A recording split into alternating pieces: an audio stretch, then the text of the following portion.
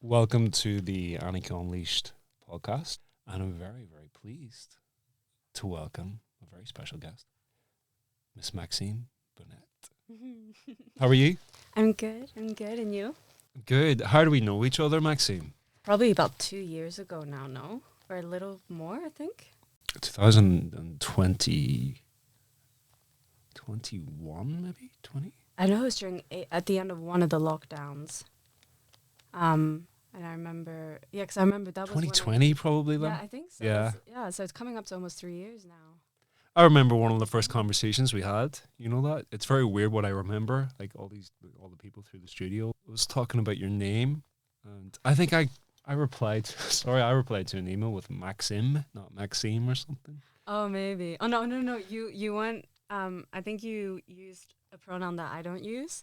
Oh. I think I corrected you saying, I'm a girl, or I identify as a girl. And you're like, oh, I'm so sorry. Yeah, but that wasn't even me. Like, I know. Whoa, how weird. How weird. I mean, to be fair, originally my name is a masculine name in France, so. Yeah. So, your background then? That's a good question. Well, technically half French, half English. Like, those are the passports I have. But when you look at my parents, it's very mixed. My mother is from Reunion Island, so she's Creole. But it's still a French department. Yeah, I get it. Yeah. And then my dad is English, but his parents are from all over. So. Wow, the mix. So you from what I can gather, you've had a really interesting childhood then. Yeah, I moved around every 3 years because of my dad's job. So it was always moving countries. It wasn't like within a country either. So that was always nice. But yeah, it's definitely. I feel like I do have, at some points, like a bit of an identity crisis because of that. Because then people are like, "Oh, where are you from?" Automatically, a lot of people say, "Oh, you're American." I'm like, no, there's nothing. That's one nationality we do not have in my family. But I have to explain, I went to international schools and then I did study in America. But then I didn't move from, at that point when I was studying in America, people were like, oh, you're from here. I'm like, no, I just moved from Abu Dhabi. Wow. So Yeah. it's always, I have to admit, I usually don't like that question, like, where are you from? I'm like, what do you want to know? Yeah, well, what does it matter as well? Yeah, exactly, as well. I only... She struck me down within the first 5 minutes. I'm kidding. I'm interested in that because I just love to know people, like what their background is, exactly what, you know what I mean? No, I know. But I know what most like people, when people first meet you, they don't usually want to sit down and hear a 5-minute spiel about your history. And most of them are there to judge you from where you're from as well sometimes as well. That's the thing. Particularly actors. But yeah. So what made you want to become an actor then? Well, so I used to act on stage when I was younger in school productions and then local productions. And then I stopped for about 7 or 8 years. And then during lockdown, I realized, well, I was furloughed with full pay for over a year. So I was sitting at home doing nothing, bored out of my mind. I tried a bunch of different things. I did a UX design certificate. I got English as a second language teacher certificate, and I was tutoring kids online in China, and then still had a lot of free time, and I realized I really missed acting. And that's when I went online and looked at what was available, and that's how I came across Anarchy. And at that time, it was the last month you guys were doing online, and then the following month you were going to be in the studio. I was like, okay. So that's how I got back into acting. And actually, you were the first one to introduce me to on-screen acting. What? Really? I didn't know that. Right, so I literally have recorded every single scene in the studio, so I'll be able to put a little clip up, not of the full scene, but of Maxime's first exercise in the studio. Was it a historical drama we were doing? Historical epic, sorry. Yeah. And you two did the showcasing together as well. Sorry, you two. Yorgo's in the building, by the way, but we'll talk about him later. The showcase scene, do you remember? You and Yorgo, and you did the siege. Do you remember that one? Oh, yes, I do remember that. Yeah. I remember being so nervous that first day in and thinking, like, everyone's going to figure me out immediately. Like, oh, she's never done this. But obviously you were really like you're so nice and so sweet and very patient. And I felt so bad. I had the squeakiest shoes on, I remember, and I had crouched down during the scene, and all I could hear was my shoes was like squeaking. I was like, no. I Right. felt so out of place. That's and so perfect. awkward. That's perfect. That's the moment that I'll cut into that particular moment where where Maxime's shoes squeak and it almost ruined her career. So Yeah, exactly. do you know it's really like there shouldn't be any pressure to this, right? It's I suppose if I was just for want of a better term, a hard ass, I could have been really nasty to you on that first day, couldn't I? Oh yeah. I don't get it Absolutely. though. I don't see why people have to be. Anyway, I would never have thought that you'd never ever done screen acting before. Well, that entire like first 7 or 8 months was like what set me up with on screen acting essentially, like. Yeah. And then obviously through learning with you and then everyone that I met there, that's how I branched out and found out like other resources I could use to like, develop myself and my skill. But yeah, it was because of that environment that you created at Anarchy and like how welcoming and open it was, and the fact that like you could explore different things. That's what it gave me the confidence to be like, okay, I do want to try and see where I can take this. That's Versus great. like shutting it down and me being like, okay, no, that was a really bad experience. I'm not trying this out. It can be bad experiences, though. It can be a really bad experience because, bless them, not just actors, but very insecure people. You know, creative people are, I think, including like me, anyone, anyone who's got that artistic kind of, should I call it a flaw, in their wiring. There's something quite other about people who literally have to be creative, right? I don't know, but it's... Oh my God, it's definitely not just acting. Because like I paint as well. Yeah. And I'm very beginner at it, but I feel embarrassed to even show it. And I dance as well. Yeah. And like I'm part of a group, and we do trainings on Sundays every Yeah. week. And like I still feel like an imposter when I go there and when I'm dancing, because I'm like I'm definitely not as good as some of the others. I've not been dancing as long. I'm also older. I'm probably one of the oldest ones there. So I think that, yeah, a lot of times I'm like, I shouldn't be doing this. But at the same time, like, it's an outlet for that creativity. And it's just a lot of fun. That's you've hit the nail on the head there. It has to be. It's a business, and we want to make money. It's a profession, and it's a hard profession, and you have to like work on your craft. But without any notion of fun, what's the point? Yeah, I don't know. I don't know. Enjoying it, like either enjoying it as in enjoying like the process. Yeah, exactly. Because I was gonna say, every single moment you might not enjoy. Even like if you're acting out a scene, you could be doing a very difficult scene, or a very emotional scene as well, and that's not gonna feel nice. But it's that challenge. But there's a joy in that. There's a what's the word? That's it. You have to find the fun and the joy when it gets hard. That's when you know that you're doing the right thing. Yeah. You actually enjoy that challenge. You hate it at the moment, but you enjoy it. Because you know when you get over that hump and you get over that challenge that, oh wow, I did that. Oh, it feels so good. Yeah, it does. And it sounds self-indulgent, but it's not really. It's I think you have to be, you care about your craft. That's it's really funny. I made a note today because with this I want to start doing like maybe daily 60-second musings on stuff, like I don't know, making a movie for £100 or the difference between screen acting and all that kind of thing. I'm just thinking about that, but yeah, what you just hit the nail on the head with what you just said. I want to talk about that because it's it's hard enough. I don't know. It's hard enough to try and be a professional in this. Yeah, absolutely. You have to take it, I think, as an actor, to be a well-rounded actor. The stuff that you're doing, the dance classes, the painting, and we'll talk about this in a minute, the producing, the writing, the overall creativity, the production, all of that. I think you should at least try to do different things and not just focus on acting, right? Yeah. to be the better actor, but it's all part of the craft, the creativity and the craft. Yeah, exactly. That's the thing. I think a lot of people put pressure on themselves, and I know I'm absolutely guilty of that. I think because of how I was brought up, I don't know if it was external pressures or just pressure that I felt on myself when I was a kid and a teenager, but if I apply myself to something, I always think, okay, I have to become the best. And it can be really... Can you swear? Yeah, we can swear. It's my fucking podcast, so... That's why I wasn't 100% sure. I'm like... It's funny on Instagram, like if I didn't realize this, so I'll let you finish the story in a sec, but in Instagram, they beep you. Yeah. Oh, fuck. So I'm going to go fucking crazy on this fucking podcast and No just one keep will understand beeping fucking Instagram.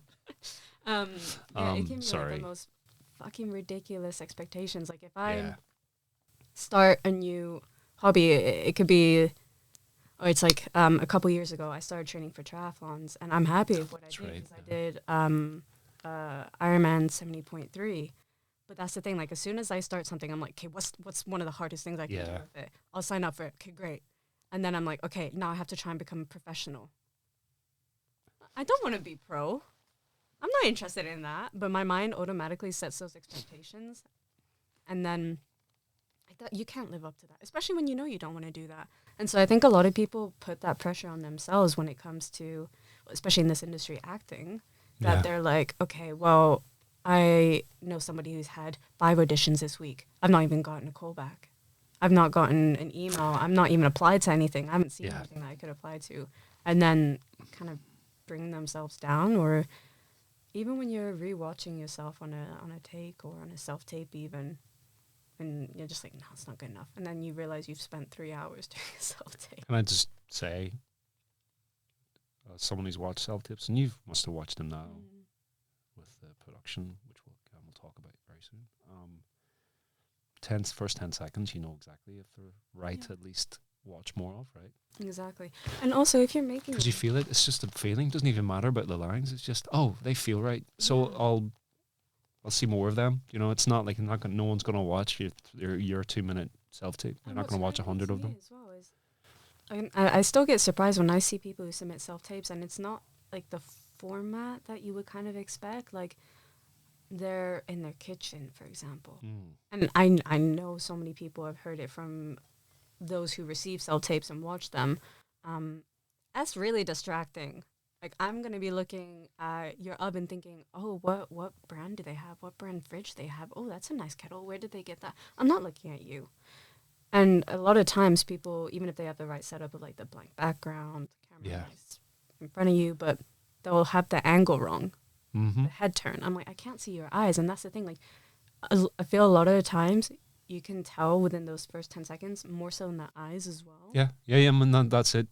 Put it this way, when I was casting Liberty, currently on Sky History UK, and 77 countries worldwide, including South Africa, and Belgium.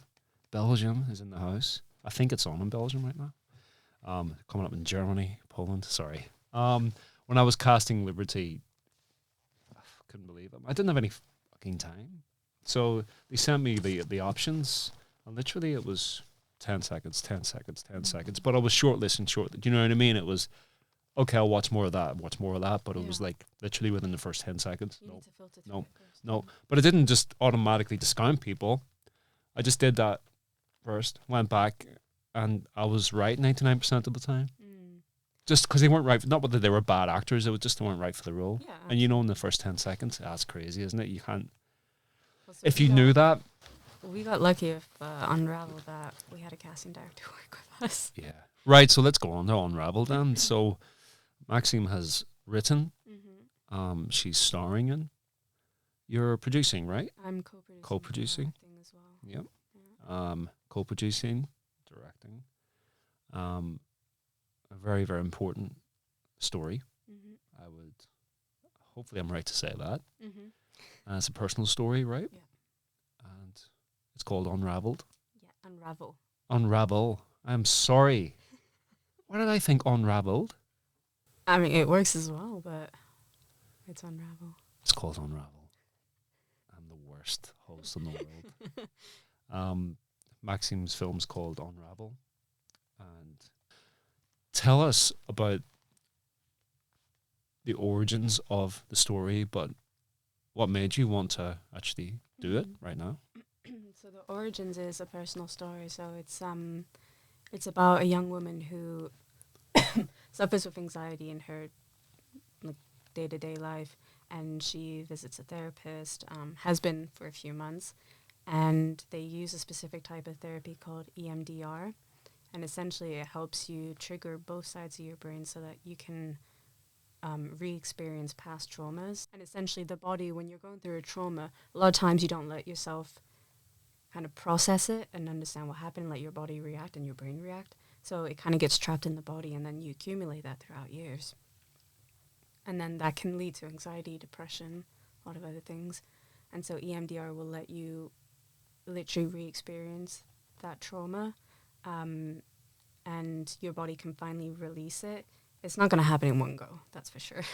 But then it becomes a little less traumatic. And you keep working on that memory until it doesn't have a hold on you, and then you move on to the next memory. So anyways, it's about a young woman who has to re-experience a childhood trauma. And it's my story. So originally, what I had wanted to do was film on my iPhone. Which is what we're doing right now. So. And the script was 12, 15 pages long. And then I reached out to my friend Yorgo, who I met at Anarchy. Yeah. And he immediately, he filled me up with so much confidence, because he was like, this is not a small project. Like, you should look into actually getting a crew and a cast and actually doing this instead of, because I was going to do it solo, everything by myself. Yeah. But no other characters. It was just going to be Alexia. But then he made me realize, actually, yeah, people could actually want to see this and maybe get something out of this story. So we started reworking the script. We got it down to maybe 10 pages, and then decided, I think with a script editor, it was at that point that we were like, okay, it's not my job to have to describe what EMDR is. And I don't have to baby the audience, because I was literally explaining everything, essentially, instead of letting them intuitively understand what's going on. So then it got cut in half, and it's 5 pages. And we now have a full crew. And we recently cast the other 2 characters in the story. Nice. So it's coming along. We'll be filming in May. We have set dates. Sure, May. What's the dates? 6th and 7th. May 6th and 7th. Yeah. And then after that, you'll be in post, of course. And then the plan is to go to festivals, get it out there. Yeah, UK and international. Yeah, man. So it's definitely very scary, especially when I say it's a true story, and it's my true story. But I so there's an acting teacher that I go to his workshops on Mondays. They're free to anyone who's on Spotlight, and they're very, very good. I really like his approach to acting as well, and he focuses a lot on vulnerability and really pushes Brene Brown. Her 2010 and 2012 TED Talks. And I've rewatched those multiple times for my own well-being. And every time I cry when I watch it, because it's so relatable. And it's made me want to be more vulnerable. Not in the sense of like oversharing things. But you can be internally. Vulnerable and like asking for help moving a table, or putting my hand up and saying my opinion. It can be just like showing more of myself instead of having those barriers up. Yeah. Because I definitely do have those, and it's so obvious, especially, for example, if we have people coming to our house, and like around my partner, I'm one way, and then as soon as there's somebody else, I'm completely different. Yeah. I think we all are in a certain way as well. Yeah, but like even if you try not to be, it's so hard to stay yourself. That was a conversation that Yorgo and I had to have as well, was so our working methods, our working styles, because I'm very much more type A. So I like to know schedules. I like Yeah, to yeah, know yeah. exactly what's going to happen. What are we going to do? I like to have a game. You're a perfect producer then. And so Yorgo is a lot more like trusting of the process and of other people. But I'm not. I like to be in control of that. So that's perfect then. That's a perfect partnership. Yeah, absolutely. I think you need that. We definitely balance each other out. The conversation that we had to have as well was what's maybe a drawback of ours or a weakness of ours. And I had to explain that mine is people pleasing. That I will not maybe say if I'm not 100% happy with something, or if I have an idea or an opinion, and this is my own project we're talking about, and I wouldn't even speak up. I'd just be like, oh yeah, that's a good idea, and then not say anything. Oh, trust me, I've been there. Yeah. Yeah, it's mad. I literally hired people when was scared to like tell them I think this needs a rewrite. Exactly. I'm ridiculous. paying you thousands. Why was I scared? Like Exactly, I was right?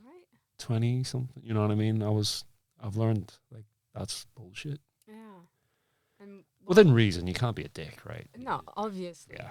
You're not saying that, so yeah. But that's why I'm so thankful to be working with Yogo as well, is that like Yeah. I've noticed, because it's been a few months since we've had this conversation, and since I've definitely noticed him like making an effort to reassure me, but not in the most obvious ways of saying like, "What do you have to say? What do you think?" No, but more in, open like, and exactly like just with asking the casting. question. Yeah. Yeah, with Yeah. casting, we had a top 2, Yeah. and or a top 3, and he said he'd be happy with any 3. He has his opinion, but at the end of the day, the one that I want, there's not going to be any big discussion or any big argument. Like we're going to go with that because, like, it is my project, it's my story, it's my baby, and either way, we're happy with all 3. But in the past, I know it would have been like, oh, you think this person? And in my mind, I'd be like, oh, I was kind of preferring that other person, but I wouldn't have said it. I'd be like, okay. Yeah, it breeds resentment, not against the other person, within yourself. Yeah, Isn't that that's crazy? Yeah. That's really, really crazy. The therapy is called the technique you're talking about. EMDR. I saw there was a journalist did a documentary. I think he does that because he was a journalist in Northern Ireland and with like the tapping. yes, and like that, yeah. like in the 1970s, 1980s, like he was literally reporting with dead bodies beside him, right? And he did so much of that stuff, and he cut it down. He just he refused to acknowledge it was even happening, and he went through that. Yeah, he's in the documentary. He's doing the tapping thing. Yeah, so it's either here or on your legs, but it's like that 1 2 1 2 1 2. Yeah. Wow, that's.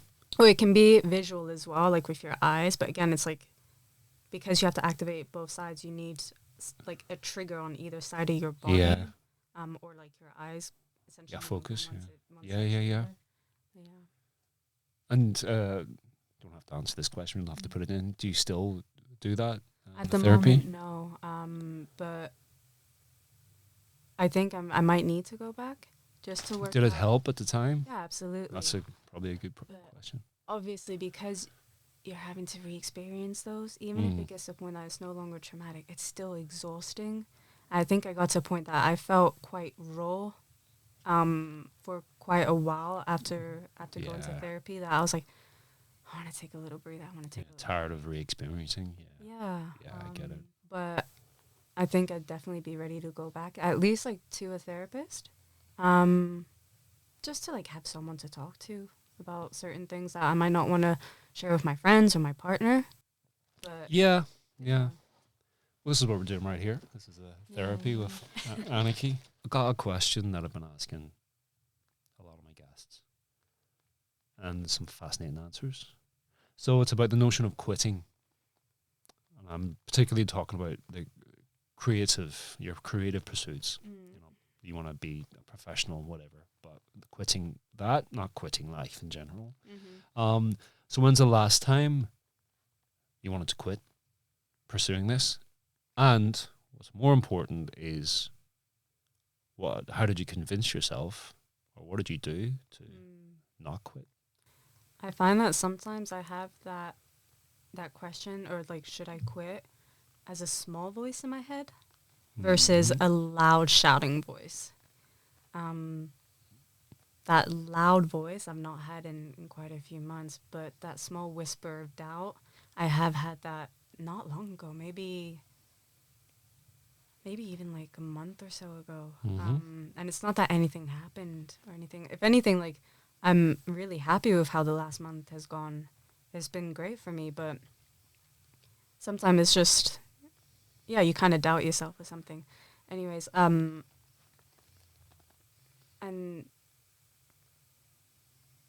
but the reason why I don't quit is because if I didn't have this, then I don't know what I would focus on, because I wasn't happy in a normal job. Normal, if you get what I mean, right? I was, if anything, absolutely miserable. It was really bad for my mental health. And I just don't know if quitting a creative outlet would be very good for me, because I need to put that energy somewhere. Yeah, that's a good point. I mean, even if you are doing a job you don't want to, I'm not going to say crappy job because that's disrespectful, but a job that you don't want to do, but if you have another focus that you can focus on that's outside of that, and you have that outlet again, right? They're pursuing of that professional kind of goal can alleviate some of the frustrations of doing the job. Do you know what I mean? Doing the job that you don't really want to be in. And also, unless it's harming you or those around you, what do you have to lose to keep going? Right. What do you have to lose? That's the thing. Like, if I give up on something like acting or even dancing or drawing, I'm like, well, I know in a year's time I'm gonna look back and think, shit, what if I'd continued? Where would I be now? And like, I don't want to look back and be like, fuck, I regret quitting. Why did I? Because I have that with other things, and because of how passionate I am of acting specifically, or of this industry, it would hurt me if I quit, and then I'd have no idea where I could have gone with it, and that idea scares me so much, because like I said, also, like, I really don't know what I'd be doing with my life, other than like spending it with loved ones, but like, there's got to be more. Yeah, exactly. Like, and that's too much pressure on them. Absolutely, You know? Yeah. You need your own projects. You need your own, like, even if it's hobbies, yeah. You need your own focus, yeah. You need your own. Wow, thank you very much for that answer. It's very most people I've talked to said no, it's recent. Last time they wanted to quit, no one has said, yeah, I wanted to quit about 10 years ago, but then I was fine after. Like, it's almost every fucking day for me. Yeah. You go, what? Why is that? Why? I don't know. For me, it's like I've been pursuing this professionally for 20 years. And before that, I've been doing it creatively from the age of 5 years old. So that's all in all, it's about 35 years of pursuit. Like, you know, so I've really put, like, I just really went for it. Yeah, I've really went for it. I don't own property. I don't have any kids. So, like, to like any of that normal stuff. I've been in and out of work, of course. Gathered a lot of skills and stuff. I think, what the fuck? Sometimes I go, what the fuck have I done? But then I go, well, I'm here. I mean, I've done it. So what can I do? Yeah. And then you look back at the good experiences you've had and what's happened, and you go, shit, there's no way if I'd have stayed where I was that I would have been thinking about doing this today. You know what I mean? It's like none of this stuff happens. Like, I wouldn't have met you, wouldn't have met Yorgo, wouldn't have met my partner Sam, wouldn't have met friends, wouldn't have done anything, wouldn't have done the things I've done. But still, it feels like I'm a failure sometimes. But is it this industry and this focus that kind of, because you have memoirs of a punks? Yes, my memoir, a movie memoir. Yes, thank you very much. That's a hell of a. Did that kind of get you out of that situation? What, the writing the memoir, the project, no, sorry, or when you were younger, when you were going through. So here's my that's good. I'm Stan. You have to see it first and check out what's happening. I can't this Thursday. That's why I don't. But she's gonna see it anyway. My background quickly. I was 5 years old. My sister was going to dance classes. I was introduced to Michael Jackson, Thriller, particularly the Thriller video, if you know that video. Yeah. I learned how to do the moonwalk when I was 5 because my sister was going to dance class, and then my sister's dance teacher used to get me up because they all had parties. Like, it was all like a family kind of unit. They all had parties and stuff, and I was a little boy in that, a little boy in a small town like that was rare. Wants to go and dance, right? It's like Billy Elliot, literally. Right. So I used to do like the moonwalk for her, and then she got me along on one. I remember it still. I remember she said, "Oh, come along on Saturday and just we'll go into class and you can show everyone what you do." And I still remember that. I got up, did my little dance, and I started dancing then. So I was a dancer from 5 until around 12. I did competitions and stuff. Won awards and got pretty good at it. Not pretty good, really good at it. There was a point where I could have went to dance school over here, but didn't want to. And at 12, you go into your teenhood, right? And I just thought, fuck this. I just stopped everything and started hanging around with the wrong people, basically. Lost myself for 4 years, 3-4 years. I started drinking, started going to clubs and stuff, like at 13, like hanging around with the big boys around that time and girls and stuff. I had no idea what age I was, but it was all that. I did all that hell-raising type years from the age of like 13 until 16, 17, maybe 18 maybe. But so I was a dancer. I did acting as well, and stopped that. Thought, okay, I'm going to be like a tough guy, because my hometown was very rough. It was very rough at the time. There was a lot of violence. There's a lot of destruction. There was a lot of all of that stuff that I got too close to. But there's always people in my life that, do I believe in angels or any of that stuff? But it's mad that the paths I could have taken and I didn't, because of one person in particular going, this person was involved like heavily. Like when we're talking about gang culture, he was a respected person, but let's just put it that way. But with me, it's like, nah. What is it you want? He was the first person. He said, "What is it you used to do?" And you're embarrassed, right? You don't want to be a dancer in my hometown, like as a boy. Are you kidding me? But I said it. He says, "No, that's really cool. You do all that? Yeah, you should pursue that and get out of here." Basically, that's what he said. I'm like 14, 15, swaggering, like, fuck off. I'm not going to pursue that. I'm going to stay here and like get a girl and like work in a factory, which is nothing wrong with working in a factory, by the way. But all of that life, I want that life. And this person was like, nah, no, you don't. You don't want this life. And so at 16, it was at school, right? I don't know if you had this at school. We had careers teachers. Yeah. And usually if you say to them, so many actors and so many stories, I told my careers teacher that I wanted to be an actor, and they told me to grow up and find a different job. It was the opposite for me. Because my careers teacher came to me and said, "Oh, you used to do acting." Because he was like, "What do you want to do?" I'm like, "Oh, I think I might want to join the army or something," because I didn't know. He says, "You used to do acting, didn't you?" I'm like, "Oh, yeah." I'm still swaggering about like I'm a tough guy. And he said, "Oh, well, there's this program in the city, you should go." I'm like, "I'm not doing that." And I did. And this changed my whole life again. So I was living two separate lives. I had to commute to this place in the city, an hour there and an hour back every day. So it wasn't like a boarding or anything? Nope. Like that? It was a free program. I was telling Yorgo about this.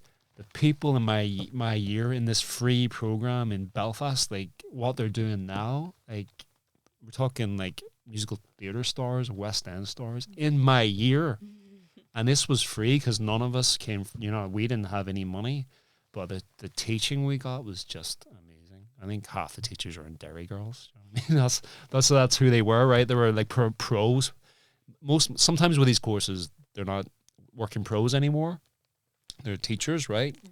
But because it was such a small kind of industry then, it's bigger now with Game of Thrones and stuff. I think half of them are Game of Thrones too. They were doing this as well, so we were learning from people who were working, you know, and it was amazing. And from 16 to 19, I just got my head down and kind of walked away from, slowly got away from the life I was living in, and got into the artistic life again. And I hadn't read a book. I don't think I'd ever read a book cover to cover before. Really? Yeah. I will. And I didn't revise for my exams, GCSEs, and I still passed them all. But I just didn't like it. Because reading was for fools. You know, by the way, I'm talking a lot here, but that's why when I explain my memoir project that I think because of the time period, you know, very violent, dark things happened, but also it's funny. Like, you know, it's just because I was being ridiculous, right? It's also funny. It's about love and all that stuff as well. So I think it's really cool. But my back like this. There's a film called A Bronx Tale by Chaz Palminteri, and Chaz Palminteri was almost 40 and broke as an actor, and trying to make it as an actor, and he got fired from he was being a doorman at a club, and he got fired, and he went home and he wrote about his childhood in the Bronx, a very similar childhood. He created a one-person show and put it on and did it and became a huge hit, and he's a big star because of that. But he looked within himself. I suppose that's my point. He looked within himself and he found exactly the thing that just clicked and everyone clicked with. So my story's similar to that. And then, yeah. There's definitely something special about writing from your own experiences. It's a funny one, yeah. I think you shouldn't write what you know. We'll finish soon, actually. You shouldn't write what you know. In a way, they say write what you know. But if we're just talking about the things that have happened to you, then your career, unless you don't want a crazy life where like shit happens all the time, right? You want a quiet life sometimes, right? Unless shit's happened, unless you're one of those people that just shit happens to all the time, then do that. But it's about writing about what you know internally as well, right? I don't know. If you're willing to access, because ultimately every script, if it's a horror film, if it's a comedy, if it's a rom-com, if it's a, I don't know, sci-fi, as a writer, as an actor, you're going to access some part of you that connects with a thing. And yeah, absolutely. if you're honest with accessing a part of you, no matter what you're doing, then that's writing what you know. Do you know what I mean? Yeah, I agree. Because you're being honest enough to open yourself up a little bit and not be afraid to get dark or ridiculous or foolish or funny or, you know, all that stuff. I think that's the key right there. Authenticity, we talked about that. It's authenticity. It doesn't mean you're always writing about your life story all the time, but it just means you're being authentic to your feelings and thoughts on things. And that drives the story you're writing, no matter what genre it is. You can write anything like that. Yeah. Comedy, superhero, I don't know, talk about anything. I think that's the way to go. Thank you very much, Maxime. I've just talked about 10 minutes about myself. Would you go back to it? Dancing? I'm too old for that. Why? I'm 40. I'll be 41 on Monday. So. Yeah, but why is that too old? Because I want to be the best. Yeah. Again, what am I going to do? Exactly. what am I going? I box still. Yeah. So that's basically dancing. That's almost dancing. It's almost actually it is. Maxime, we're getting Maxime back on for a very special kind of additional podcast. But thank you very much for your honesty. And Maxime's film is called Unravel. But there's also the Instagram page, Unravel Short Film, for updates. So. And your Instagram? Yeah, there is my Instagram, Maxime _Bonett. She's looking at me like I've done the research. I haven't. Because I don't pay attention to what the actual @ thing is. If you look up Maxime Bonett and you see my face, that will be... Max, yeah. Don't worry, link in the description. Anyway, I'll get it right in the description. It's always too short, but we'll get you back on anyway. We'll get you back on in a minute. But thank you very much, Maxime. Thank you for a good conversation as well. And I had no idea that you hadn't done any screen acting before you joined Anarchy. And don't worry, I won't put up a full scene, but I'll put up a little clip of just visually it's amazing. It was historical epic, and it was, because I still remember it, The Exercise, the first thing that Maxime did. You can see a lot, and there's a lot going on. There's like Maxime has a certain quality that is kind of compelling, and you will never know that she'd never done screen acting. Thank you. And Maxime's going to pay me about 250 quid for that compliment, right? Yeah, absolutely. Because that's how we make our money here at Anarchy Unleashed. Don't forget, like, share, subscribe. This is the Anarchy Unleashed podcast. And get on it. Thank you.